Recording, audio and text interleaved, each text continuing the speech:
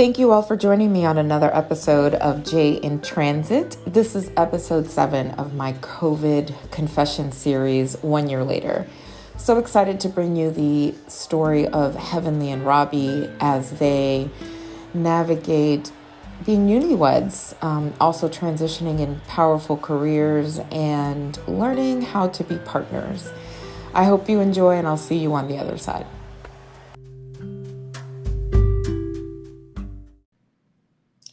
Hey, Heavenly. Hey, Robbie. How are you?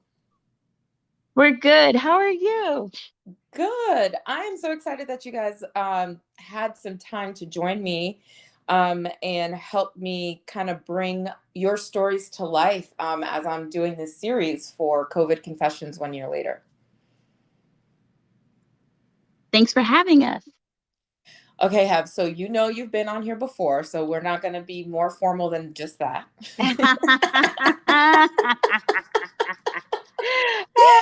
was like, I'm talking to my friend and my other friend, and that I gained through marriage, which I'm so excited about. And so, before we get into the meat of our conversation, I'd love it if you two could introduce yourselves. I'm Robbie. I am the husband of Heavenly. By the highlight so far. Outside of that, I'm a middle school teacher. So. And I'm Heavenly. I'm the wife of Robbie, and I am a high school learning coordinator. And I'm also your friend of 22 years. That is bananas. That is crazy. Because I wanted to say we are 22, but I guess that. But no, we're firm 24. So clearly we met when we were 2, and kicked it off. There we go. That is so awesome. So I wanted to chat because Heavenly, the last time you were here, we talked about your journey that led you to Robbie. Yes. And I know so much has happened since then. So I'd love to hear what you all were planning before we went into shutdown in 2020. What was your relationship looking like? Were there any grand plans that you all had set up as we were leading into 2020? That's a great question. I think we're going to not only talk about our relationship plans, but also our separate professional plans, because those were kind of tied together. Because we're both educators. We used to work together. We used to create professionally together. So that piece, I think, has always had a big impact and influence on our relationship. But we were definitely planning on a May 10, 2020 wedding. So that was probably like the big thing that we were set on. It was the anniversary of the day that we started dating. And Robbie picked that as our wedding date because it lined up beautifully as 5/10/20. So it was really sentimental. Oh, that's so cute. Yeah. So that was probably the big plan. What would you say? I'd say the one thing that, like, just to add to that, is that was our plan for like our formal ceremony. Our marriage got fast forwarded because we had to have an American marriage, which meant that Heavenly had to marry me because of health insurance reasons. Real fast. Oh, so the nitty gritty behind the love. Yeah, that was the American side of things. Trying to get the government piece finished real fast, so that she could get on my health insurance, and that was all not necessarily like in reaction to COVID-19, the pandemic, but it was stuff that was going into that sheltering in place piece. Yeah, because we got married as China had already shut down. Yep. And there were whispers about Italy getting ready to shut down, and what was going to happen from there. Yeah, at that point in time, I was planning a trip abroad with students to Italy, and I had everything lined up. And I'd seen some of the writing on the walls, and it's like, all right, let's go ahead and do this. And Heavenly needed some medical treatment anyway, so I was like, well, screw it, we're not going to wait until May and then have to pay some stupid medical bill. Let's just get this done now, at least through the justice of the peace and whatnot. Yeah. Which I think it was like the last weekend they were open before they shut down because of shelter in place. Oh, that's Wow. Okay. Yeah, because remember, a lot of stuff started shutting down prior to everything grinding to a halt. Slow stop. So I think that's one of the things that we kind of forget, because you're absolutely right. I only have March 16th of 2020, but things were markedly getting more sinister before then. Yep. Yeah, like even the last time Kevin and I went out to dinner with my mother, like we noticed already in Louisville, the restaurants were being more spaced apart, tables were not in the same places they used to be, limited capacity, and that was before any kind of mandates or lockdowns had gone into effect. Yep. And where were you all at the time? We were in Louisville, Kentucky. Yep. That's funny that Louisville, Kentucky in real life was distancing, but what we're seeing on TV is a totally different story. Exactly. And we're like taking precautions ahead of this whole shelter. But I will say though that Louisville did a pretty good job during Well, I will say Louisville lucked out when the fact they had a science believer in both the governor and the mayor going into that space, which had that happened even a year before. That would not have been the case. Very true. Okay. Well, that makes a lot more sense. Mm-hmm. Put everybody in a better position. So you made these practical decisions for yourselves as human beings and people. What do you think were some of the other things that had to be fast forwarded because of that decision and the stay in place order? Wow. So I mean, a lot of it, like when sort of fast forward, and I apologize, I'm going to kind of answer the question sort of roundabout. A lot of the things that we had sort of planned that was going to take shape in space in the following months, we had to go into poverty mode. At that point in time, Heavenly was working a long-term substitution position as a teacher, but we found out very quickly, actually, we knew this, and finding space for an educator in Louisville was not an easy thing in the independent school systems, especially for Heavenly being one of maybe like 3 people of color that was working in the entire city of Louisville as independent educators. Wow.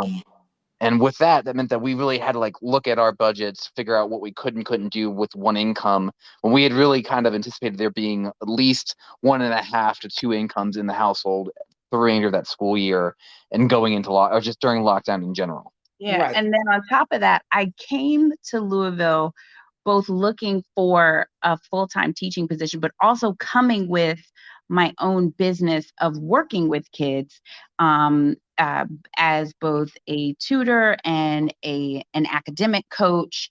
And so and just moving to Louisville, when he talks about that poverty, mode and mindset, I had already had to reduce my hourly rate by 30%.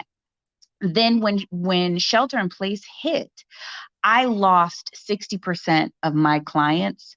It felt like overnight. It was for sure within a week. Yeah. Between people having to really, my wheelhouse is ADHD and high anxiety. And so trying to work with that population over Zoom at the height of the pandemic when everything was uncertain, it just wasn't happening, number one. And then number two, there were families who had to also restructure and think about their finances. So that was a huge one.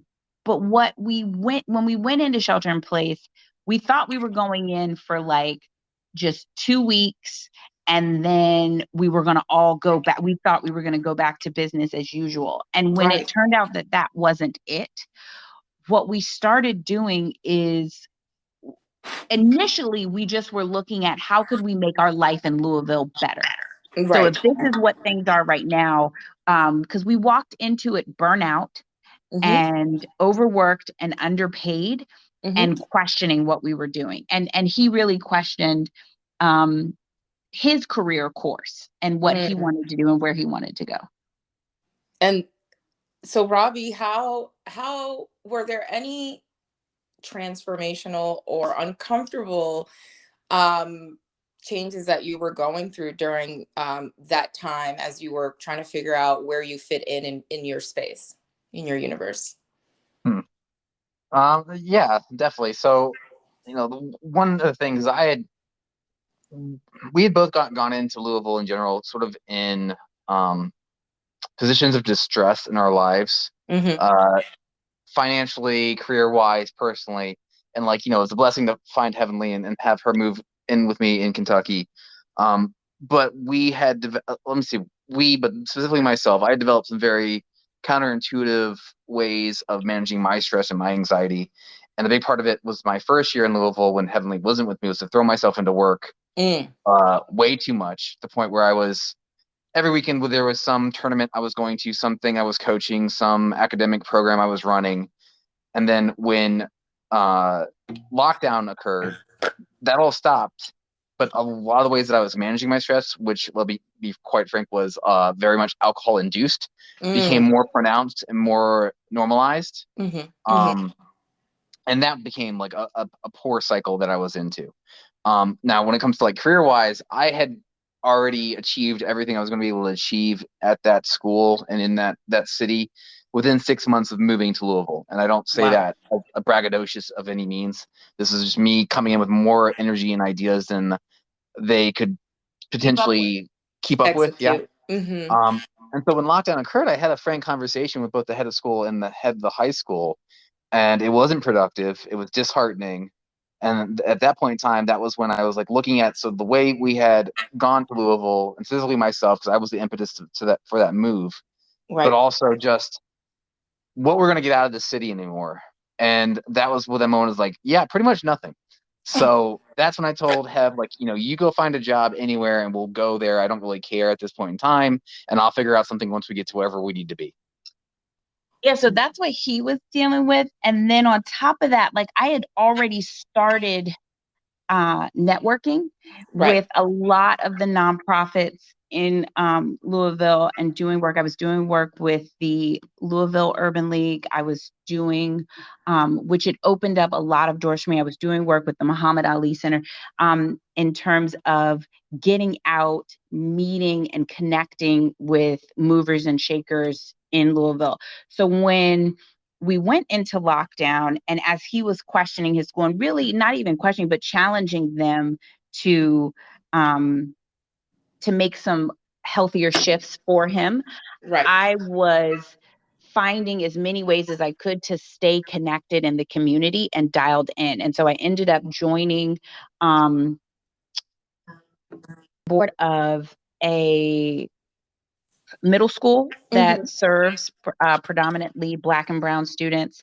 I joined the Louisville Urban League's Young Professionals Board, and in the midst of all of that, we just started asking ourselves, okay, if this is our bottom, if this is what like we don't want to go any lower than this, Mm-hmm.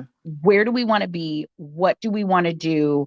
And I really went into because I was still long-term subbing in the middle of the pandemic. So we're both on Zoom and doing Zoom calls and work with students. And I literally just started going, what would really bring us joy? And what would bring me joy? And where would we be happy? Mm-hmm.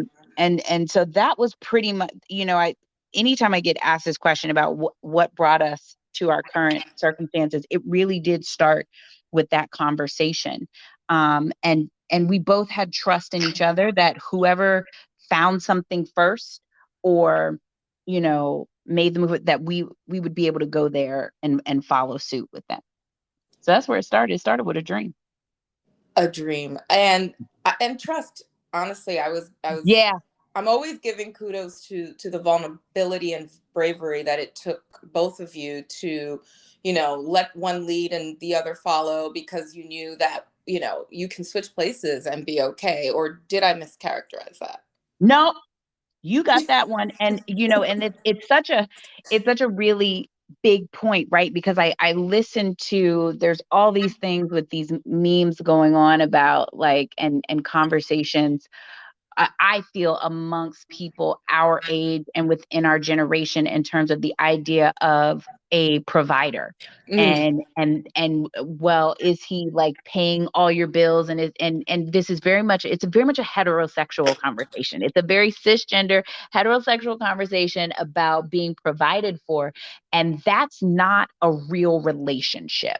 That's called patronage. A relationship is really built on trust and and knowing that, just like you said, that at any point in time it could be the other person can be in the lead, and so you want to make sure that you are doing everything you can to take care of yourself and to pull your weight and to support your partner and to know that they would do the same thing. At no point in time in Louisville did I feel like um Robbie being the breadwinner was being held over my head.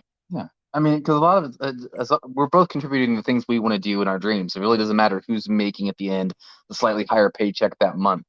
We went from my doing it for a year and a half to have now doing it for the last year and a half, and probably for the foreseeable future at this point in time. So, and hey, if she wants to make the money, I can stay home. I'm fine with that. I don't care. I will go to the gym. I will walk the dog. I'll make the food. That's all good with me. But was there an internal shift for you? Because Hev did make a very good point about these our cisgender idea of traditional relationships being male driven as the provider. Was there any vestiges of that for you that you had to come to terms with or smooth out? No. No. I'm laughing because Heavenly's always been my North Star when it comes to a lot of things that I want to kind of achieve in my own professional career. She's always been the person I put on the pedestal, about the one that person, I learned the most from her. She's the one that's taught me the most as a teacher and as a human. And just the fact, it makes no sense why she wouldn't be earning more than I am, because she's more capable than I am. So that entire mindset, I think, is just stupid, where it's like, no, if it was a true meritocracy, she'd be making twice as much as me, if not 3 times as much as I am. And it's more annoying that she's not, because we couldn't do more with that money. That's all it is. And you already know that I'm going to absolutely counterbalance, his statement with the fact that I very much married the perfect person for me. Just my ability to be able to talk to him about any and everything, but especially professional, and the amount of times that he breathes life into these kernel of ideas that I have. And he is definitely my number one editor. He's the person I've run everything past. And so, yeah, so he can say all that, but then, I'm just going to counter it with, I feel the same. You're allowed to be wrong once in a while. Well, listen, I'm feeling like I'm intruding on some intimate conversation. So again, I thank you. I wanted to see if you all would share some of your most difficult times as you were getting used to married life and what you two were striving for professionally, but also as you were coming into your own person to be a couple. Yeah, girl, that's wow.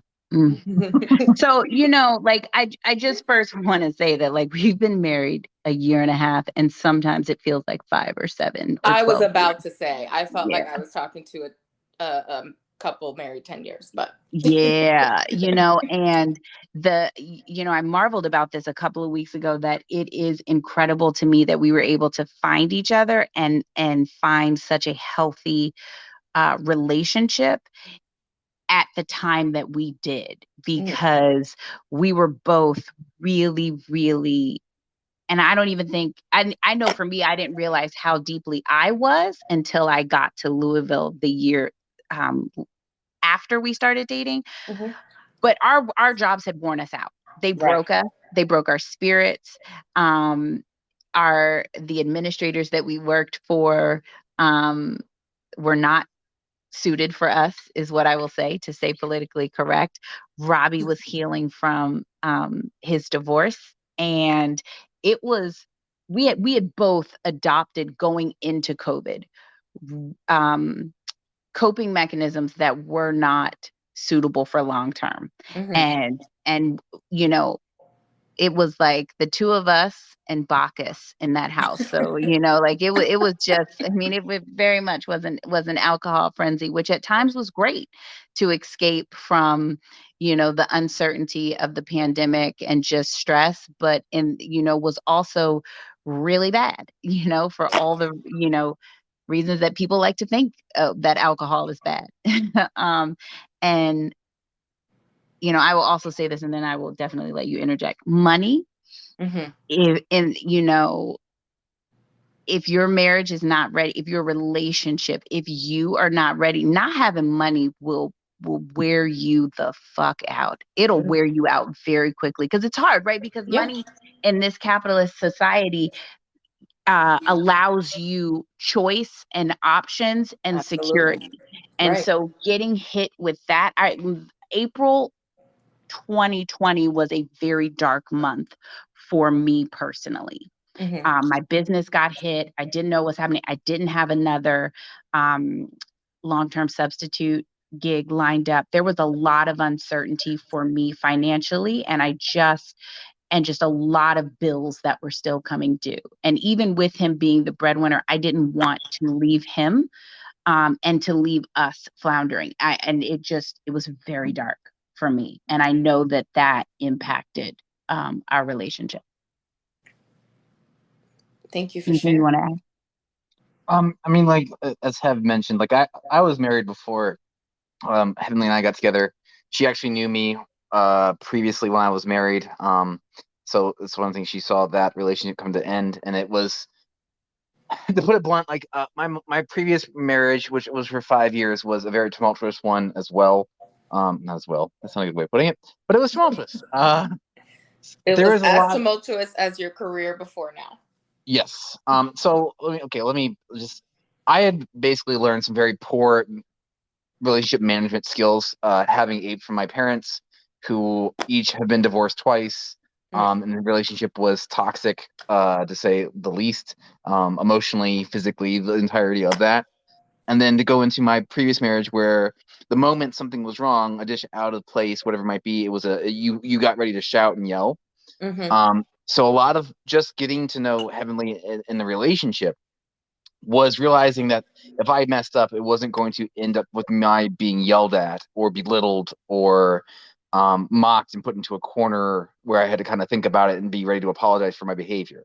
And the problem, and that's great and all, but the problem, of course, is whenever that happened, or whenever there was a disagreement, the way I took it and the way I was ready to argue was I was putting on boxing gloves the moment that was happening, and that was not at all Heavenly's MO or the way she was approaching any kind of disagreements within the relationship. It was all about a platform to fix and move forward, which sounds, obvious, but it's not when it's been, when you go into a relationship in your 30s and this is all you've seen and experienced since you were a little kid. Absolutely. So a lot of that was my being able to accept that, work on it through therapy, both as couple therapy and also individual therapy on my own, to move through it, to realize that when Bacchus was around, that was all that was doing, was making things that much more intense and not fruitful or helpful despite the wine. And getting to a point where, sometimes you get to that crest in that hill and you finally go, okay, get over the edge. Now I kind of understand how things are supposed to roll out and move with it in that capacity. So a lot of it was for myself specifically, was unlearning previous behaviors, finding out a way of communicating instead of just yelling, and being heard when you're talking and not just because you were the loudest person in the room. Were there actual actionable physical steps that you took to get to the unlearning part? Because a lot of folks say, I'm doing the work, I'm seeing a therapist, but the behaviors continue. So what did that work look like for you? A lot of it for myself was sort of explaining what I was feeling in the moment, as opposed to just shouting and yelling. That sounds like a very reductive way of putting it. Being able to pause in the moment, and that's it's mindfulness, it's meditation, that's working with therapy with. But that it does take a moment where you just gotta pause and realize, okay, my anger is a valid feeling, but it doesn't mean that she's the one that needs to receive the anger. It can be simply just figuring out what's making myself angry. And then with the alcohol, it's really just it's temperament, just not bringing in the house, reducing it. All the things that, again, seem obvious but are difficult to do in the moment. Right. I would add to that because he touched on this with couples therapy, and we are big believers in mental health. and all of the work that is put into that. And so we had just right before shelter in place, I think we had like 2 sessions or maybe 3 with a couples therapist in person. And then we went into shelter in place. And what was so interesting about that, and I am sure that that is also one of the reasons why we have come out stronger as we come out of this pandemic, is being able to say your truth and there be a licensed neutral third party there to help translate it. Because there were things that, I thought that I was communicating to him and they were not landing the way that I thought I was delivering them. And so I would be saying A, and I thought I was saying A, but he was hearing B, the therapist was hearing C, and then we were A, but knew I was trying to say A. So it was just a great way to untangle and clarify our perspectives and our point of views. But then, Robbie's right. It's the work that we put in. There's this Marianne Williamson quote about I got to go back to her. It's about staying in the room, and that's true partnership. And there are times where we have physically wanted to walk out of the room and it's a misunderstanding, right? Like so often we think about like when people are passionate in a relationship that it's an automatic fight, and 9.5 times out of 10 it is just a misunderstanding, but you're so wrapped in it emotionally. And so we stayed in the room. And if one of us was like, well, I'm frustrated, we listened and heard that, and we kept talking and pushed past what our usual comfort would be for a conversation. So what I mean by that is like when you're ready to give up, and walk away, we were like, one of us was always like, no, but I really want you to know what my truth is. And I really want to make sure I understand your truth. I don't just want to, close this for the sake of closing it. And there's still, shit to be resolved. I think on top of that, like we both had to learn that argument does not mean we need to assign guilt. There isn't necessarily somebody who's somebody's not necessarily the bad guy in the situation or bad person. And then just like the idea of like how relationships are difficult. I suffer or struggle with and been diagnosed and been on medication before for my ADHD and my anxiety. And even though Heavenly is highly trained in those areas, seeing it come out in an argument or a fight is very different than you're seeing it in a kid who's 14 or 13 in a classroom. So there's even parts like that even though like Heavenly has got all the tools, it's like, oh, right there, it's still like being open to, oh, that's what this looks like right now. Yeah, that was one of the biggest ones for me. And one of the biggest ones was recognizing that that's what it was versus something else. So his anger is his anxiety, I should say, often presents as anger. And it's not even where it's at me or he's like, so I just want to be really clear about that. Like, it's not like he's like upset about something and then starts cussing me out or yelling at me. No. That's not at all what it looks like. Right. What it is he's just angry and frustrated about something. And he will brood or not try to unknot that anger, but wasn't sharing it. And so I could just feel the anger. And it would make me go, wait, did I do something? And so then I'm like in my head trying to process and think about and backtrack my steps and be, really self-conscious. And so when he talks about doing the work, a lot of it was me having to just get out of my own head and go, are you mad at me? Is there something that I did? Do you need time alone? Are you and for him to then get in his head and do exactly as he just mentioned, ask himself, what am I actually upset about? And work through that anger as opposed to just holding on to it. Wow. And even for trained professionals who have seen toxic relationships at work and work with it every day, it takes a lot of like self-awareness and work for sure. Yeah, it's a lot of self-work. That's partnership. Yes. Well, hey, I want you to repeat that because self-work is partnership.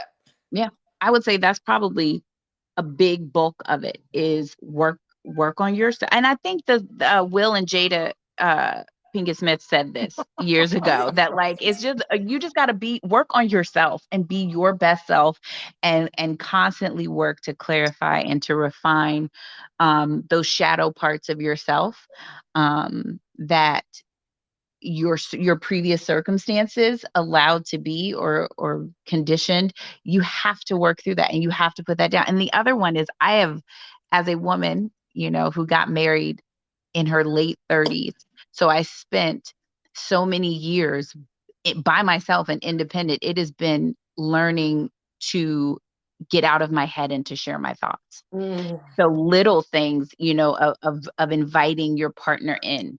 And that was the pandemic sat us down on our asses, and it Yes. and really, it didn't flatline us though. It sat us down, and it really got us down to ground zero, and we have just built from there. Mm-hmm.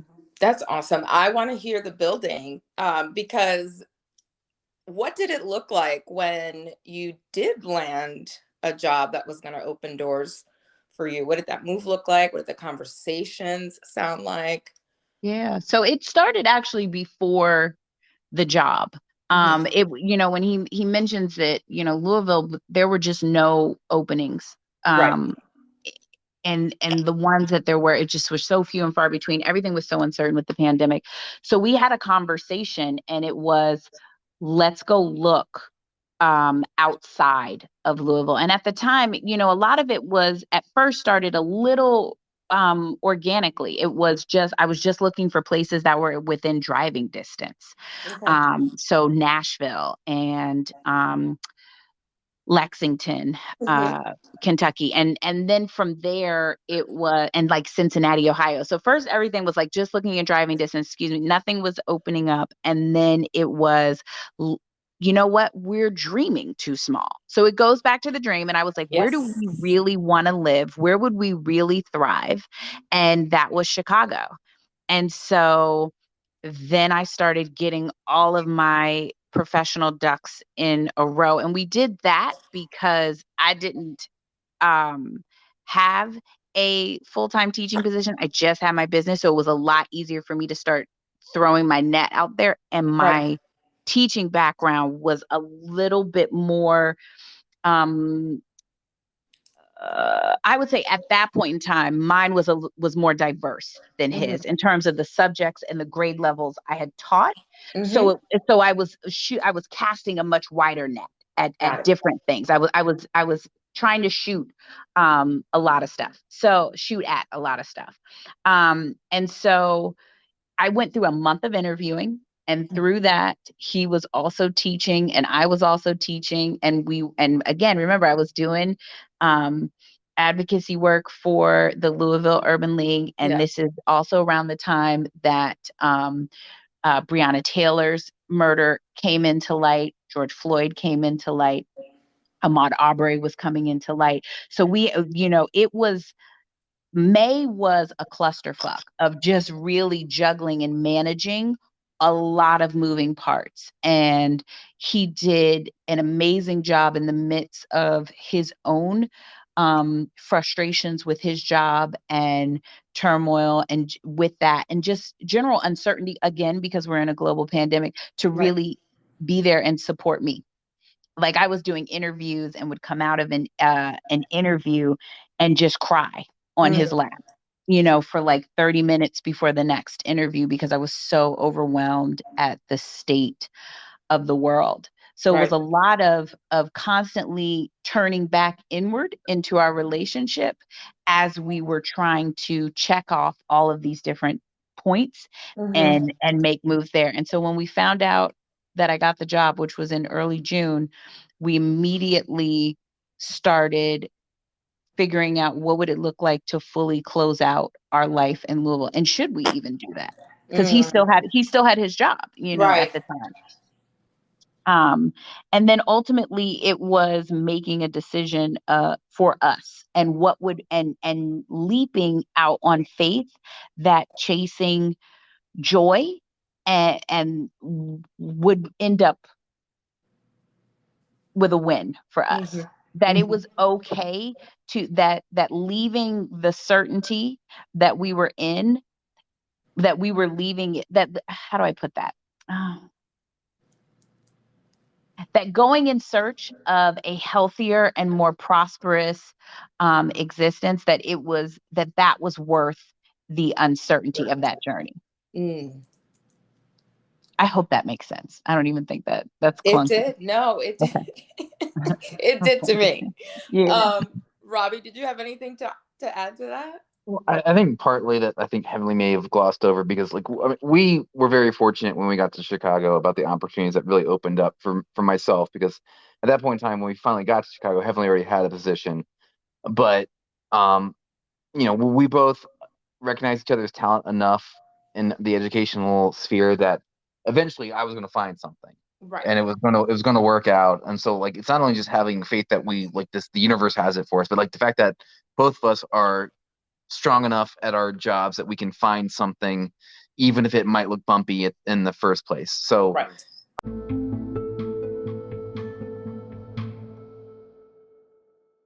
Literally in the span of a week, about and at one point we were thinking about myself staying in Louisville, teaching there, and commuting over to be with her. So it was all these different thoughts and feelings going into that, but knowing that one of them would work out regardless of which one we went down, whichever path we went down. And we were fortunate enough that I was able to find a position that lasted the entirety of the school year. So we were able to live together in our own space, not on top of other people or in different spheres. And, we did get lucky with that. Yeah. And I would say that, when I think and I think about what worked for us as a couple during all of those different transitions, because he's absolutely right. There were a lot of like, I don't even want to say like on the fly pivots, like, we are in the moment and the ball is in the hand and we are not sure which direction we are running to get this goal in. Right. We talked to each other. And we had to be incredibly transparent about the fears, the excitement, the uncertainty, the questions, the wonderings. We're incredibly transparent with each other. Even when I would say we're afraid of how that transparency will land for the other person. So that is something that we did every single step of the way. And then can we afford that? What are we feeling? We thought we could do this. Can we still do that? What if we did this? So it's been a lot of questioning and transparency and daily conversations. This may sound like a weird question, but how do you divvy up the decision making? Oh, wow. That's a good question. So it's rock, paper, scissors. I don't think we really divvy it up that much, honestly. I think one of the big pieces, it's all about conversation. And then, I think Heavenly would admit this, like, I'm always the person who's like, all right, well, we didn't think about these things. Let's make sure we have these in mind before we go forward. And, go ahead. No, and it's just like, a lot of it's just, we come to a consensus. Some like the small things, like I trust Heavenly's brain and feelings enough that I don't need to question any of it. She makes a decision. It's probably the best one anyways. And if it didn't require a conversation, it's probably not necessary to have had one. But for anything that's been bigger than that, we've just been able to talk it all out together. But a lot of this is also like, I very much do not want to make a decision by myself, and he doesn't either. And so this goes back to partnership. I ask a lot of, I think we don't want to make decisions that would be detriment to the other person.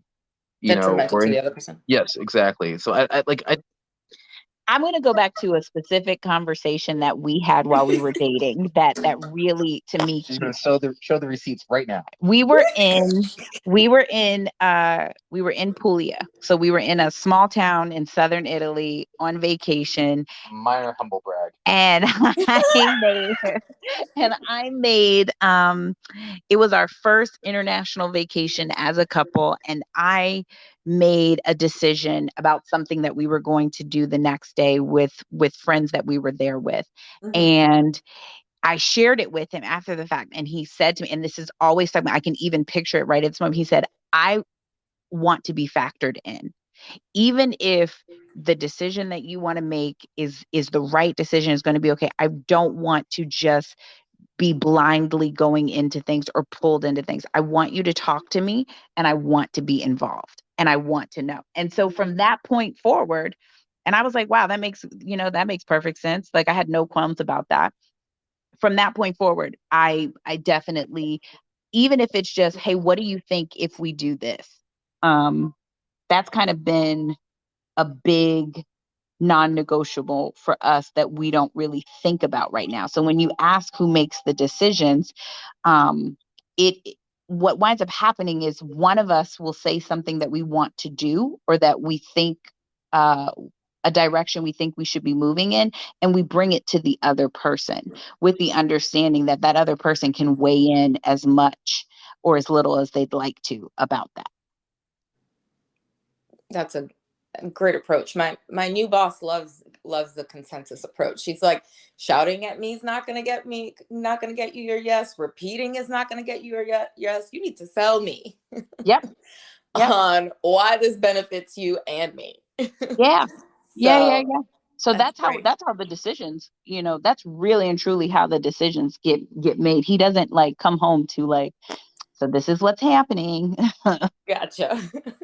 So I'd love to hear what joy is looking like for you all this now, in the last year today. Y'all were chasing joy. Have we found it? I think we're on the road for it. Mhm. I mean, I think that every situation we've been living together and cohabitating in, every spot has become more joyful as Mm. we've progressed, as we've Mhm. learned the parts of our relationship that work and don't work, and worked on the ones that don't work every single time. Mhm. And I think, like, career wise, because that is always something that is going to bleed into a relationship regardless of what it is. Right. Heavenly's, I would say, is pretty happy with where she is right now, career wise. Yes. Um, a lot is like Heavenly mentioned earlier about my having limited experience beyond my subject matter. So I was teaching Latin, and I was very just tired of teaching something that I thought was useless at this point in time, 21st century. So, like, I'm getting ready to start a job where I'll be teaching African, Indian, and Chinese history. So I'm super excited about doing that, and I feel like That's that's kind awesome. of where I want to be right now.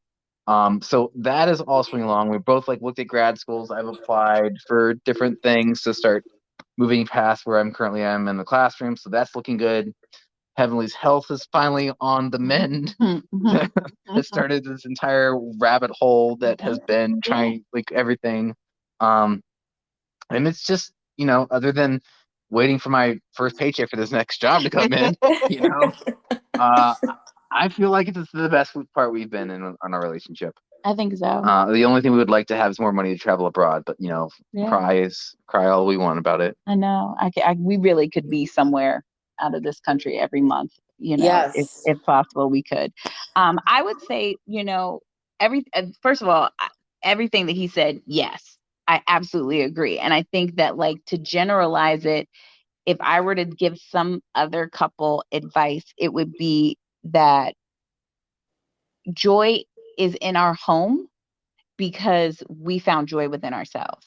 And Mm. so this goes back to that individual work, right? That partnership is about, it is so much of it is rooted on personal betterment. And Right. so we have actively worked on ourselves. So we went from couples counseling in Louisville, we came to Chicago and found, our own therapists. And so we have separate therapists now, that are godsends to us.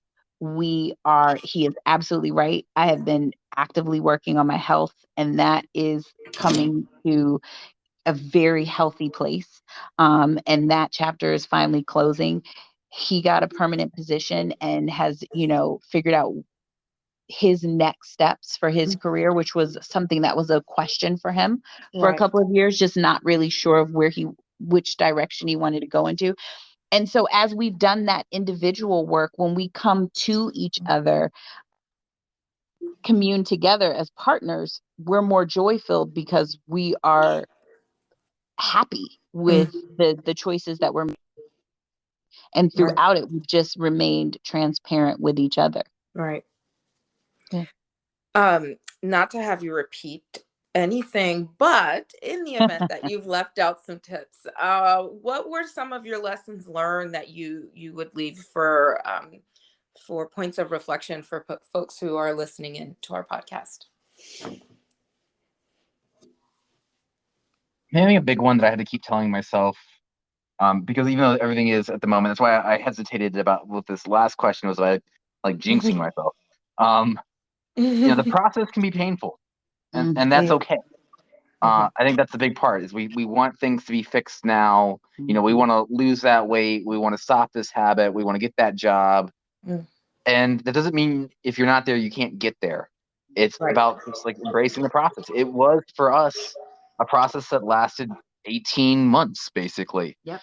If you had told us that in month 1, we probably would have been scared to even start that process. But just realize, it's going to be messy sometimes, and that's not bad. It's not a bad thing. Right. And I think I would add to that. One is, and I'm laughing at this because I can't tell you how many girlfriends of mine, say this story. Like, you cannot stop at asking for what you want in your relationship after the first appeal. You cannot shut down and just say, oh, well, screw it. They didn't do it, or they didn't hear me. I cannot tell you how many times, like, he has earbuds in and I don't see them, and I start talking to him and he's like, wait, what? I can't hear you. What are you saying? And that's a pet peeve of his. And I bought him the earbuds, so I should absolutely be able to see them, and I can't ever see them. And I just start mid-conversation. It wasn't, I think, after the 30th time of him saying that to me that I finally got it and started to notice it.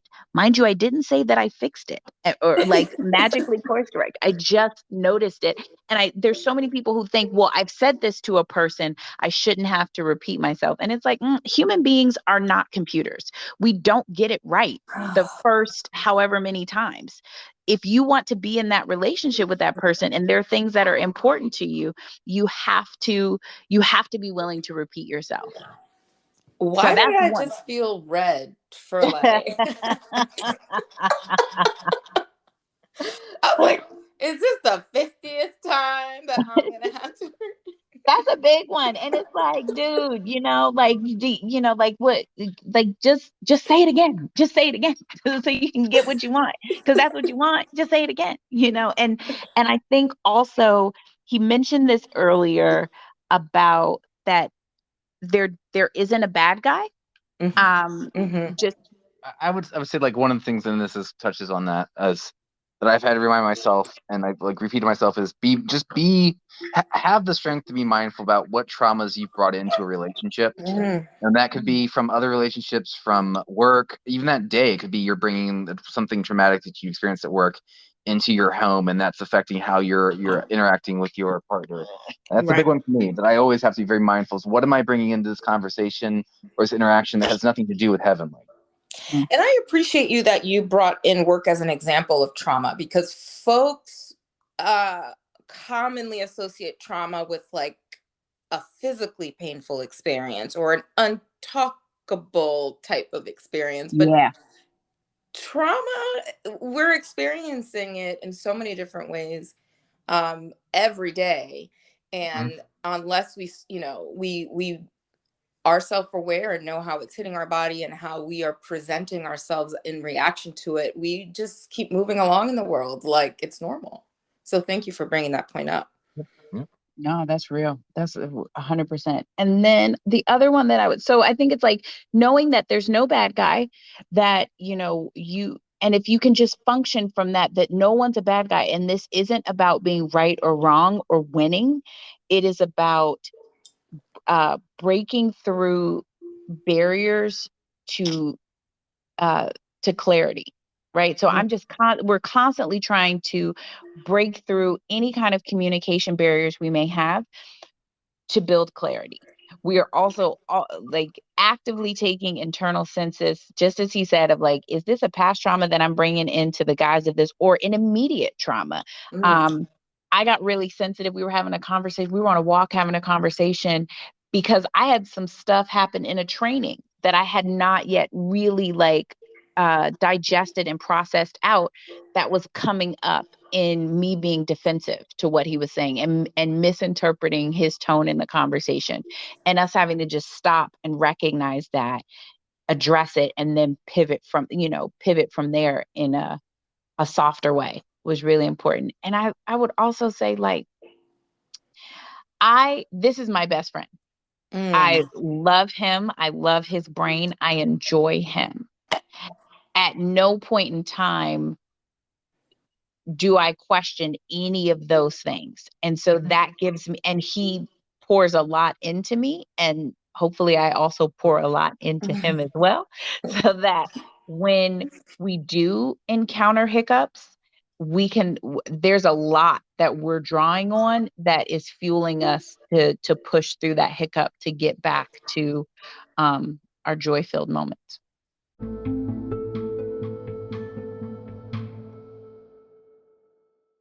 That's beautiful. And I can't add anything to that because that's extremely important.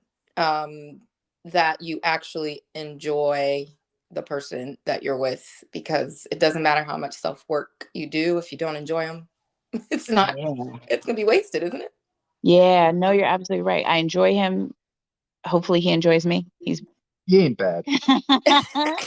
Our non-negotiables were said very early on, and we actively demonstrate that those non-negotiables are still non-negotiables, and are still being protected and upheld, and so we're able to move forward from those points. Great.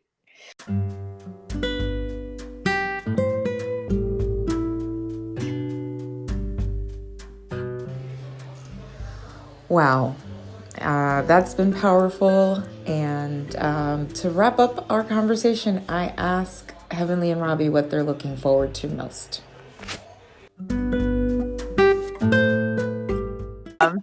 But I think for us, it is really I think one of the hardest things that most people are going through right now is really shedding COVID.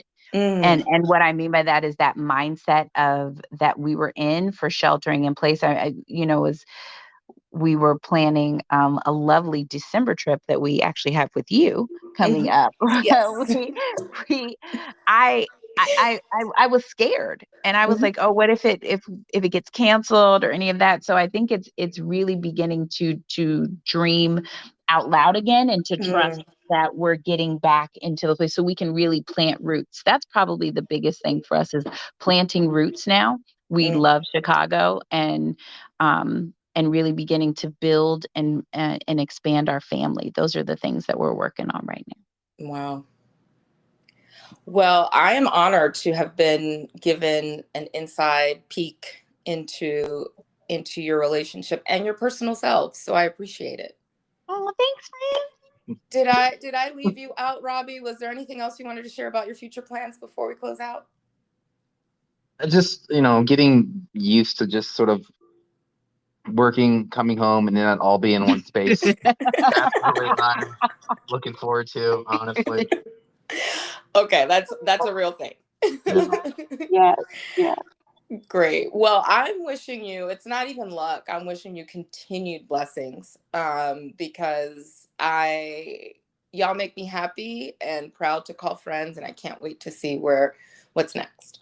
Thanks, and we love you, and we can't wait to see you. Yes, soon.